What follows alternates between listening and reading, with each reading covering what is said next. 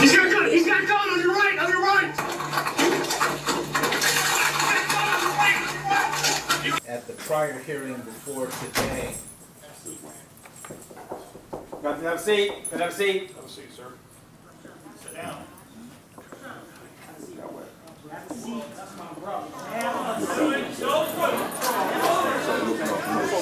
In the heart of Cincinnati, a series of events erupted that would send shockwaves far beyond the city's borders, events rooted in tragedy, escalating grief, and unresolved questions. It began with the death of a teenager and spiraled into a devastating confrontation that left an entire community reeling. On May 1, 2025, Cincinnati police responded to reports of a stolen vehicle at an apartment complex in East Price Hill. When officers arrived, 4 individuals inside the vehicle allegedly fled on foot, scattering in multiple directions. Among them was 18-year-old Ryan Hinton. According to police, 2 officers gave chase. They say Ryan was armed, and at some point during the pursuit, he allegedly pointed a firearm at one of the officers. However, critical questions have since emerged about what actually happened in those brief, chaotic moments. Body camera footage shows an officer exiting his vehicle and immediately drawing his weapon on the fleeing teen. As Ryan ran, the officer shouted, "He's got a gun!" and opened fire, firing at least 4 rounds in a matter of seconds. The entire confrontation lasted no more than 6 seconds. Ryan was struck twice, once in the chest and once in the arm. He died at the scene. A gun was recovered nearby, though it had not been fired. And while police insisted that Ryan had pointed the weapon at them, the body camera footage did not clearly support that claim. It failed to show Ryan raising the gun or turning toward the officer before being shot. Hamilton County officials stood by the officer's actions, emphasizing the split-second nature of decisions made in high-stress situations. Where the incident occurred is at the dead end of the parking lot back here. You'll see vehicles there now. You'll see a photo. The stolen car that we're going to talk about was backed into a parking spot back there.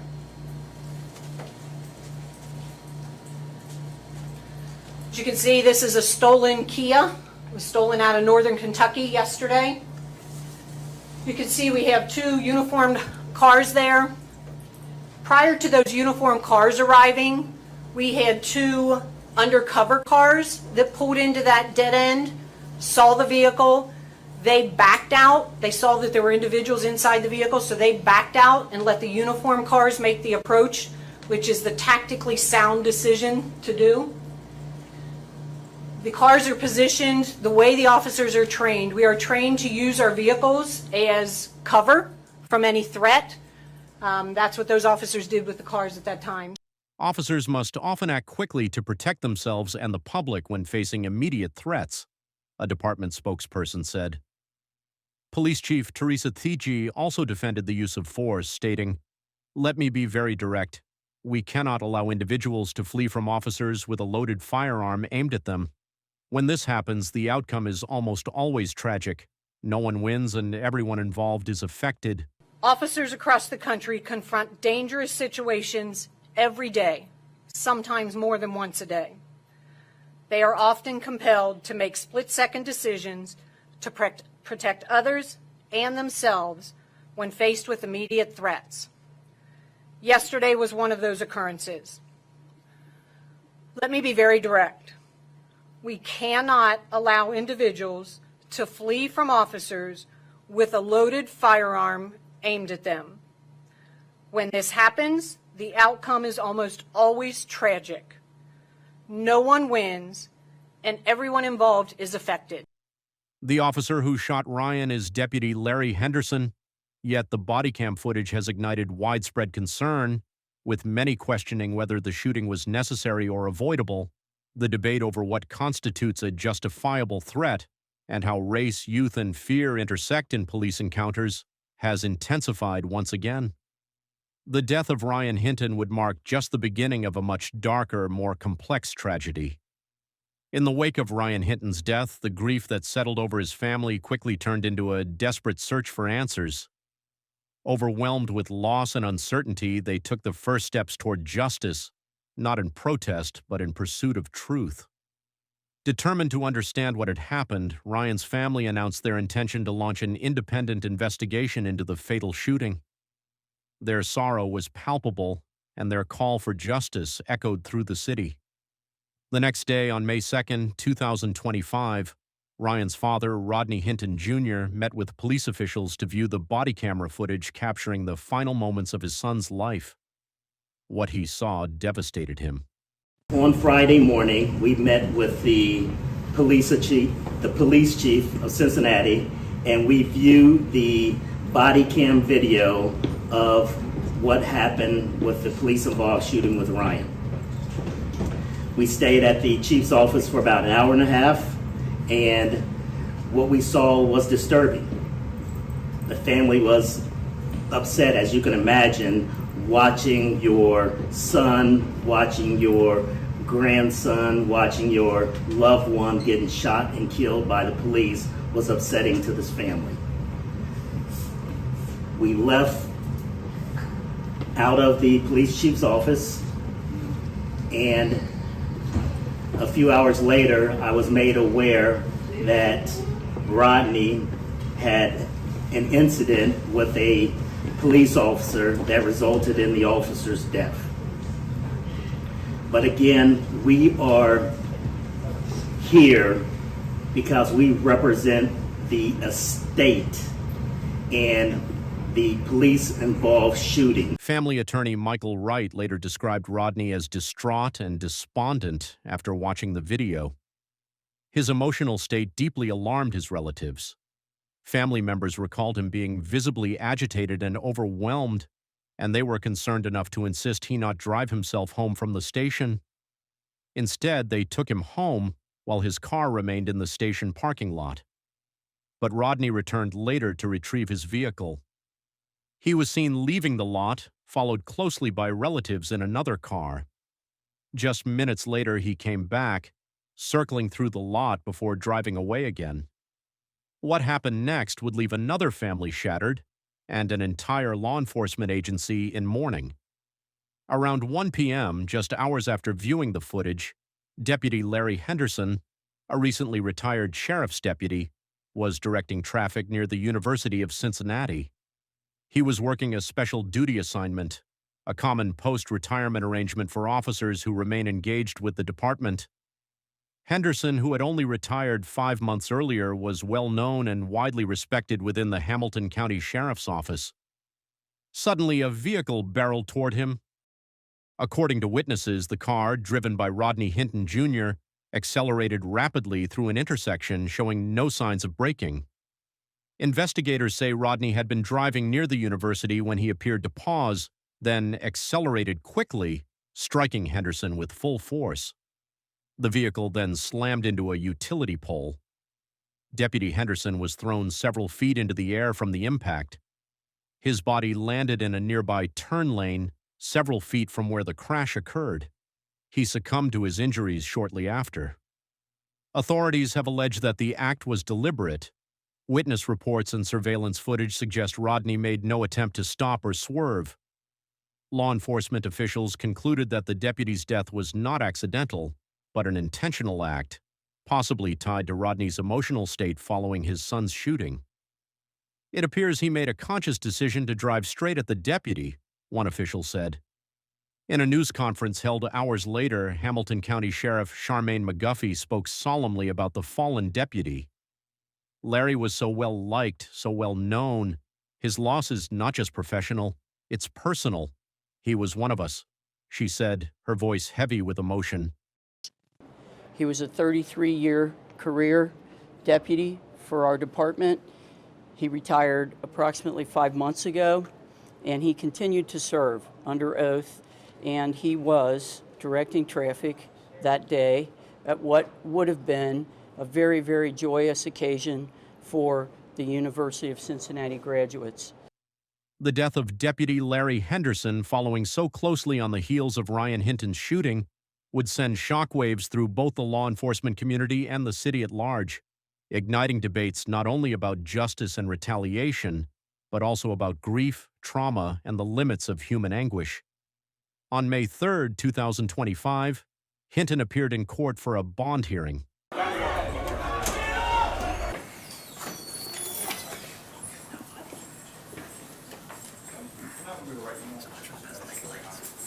Mr. Bennett, at the prior hearing before today, Got to have a seat. Got to have a seat. Have a seat, sir. Sit down.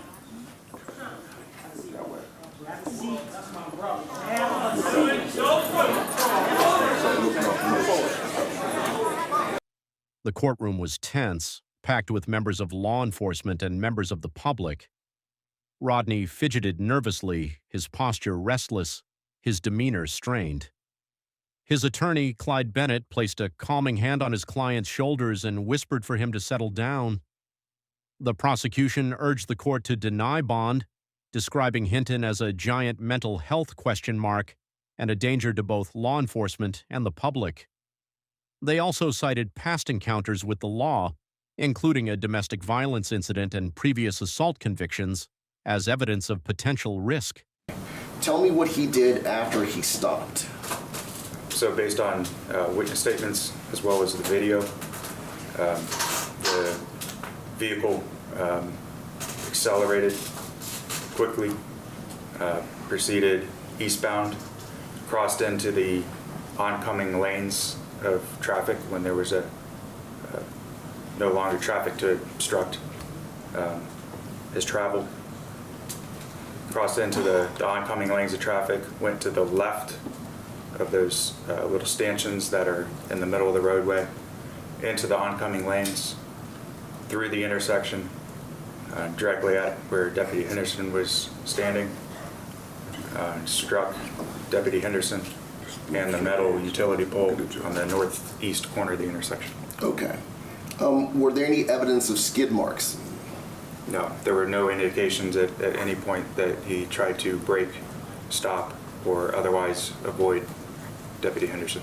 And is that the conclusion that our accident reconstructionists have come to at this point? At this time, yes. Okay.